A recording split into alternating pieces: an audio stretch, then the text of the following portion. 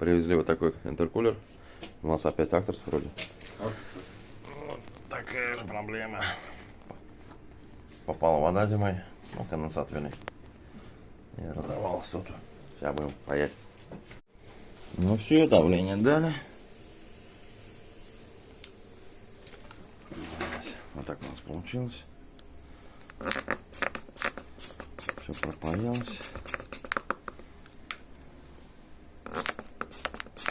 Здесь тоже все. Здесь вот еще одно место было порвано. Тоже пропаял. Это делает. Здесь не брызжет. Все нормально. Все. Сейчас отдавать будем.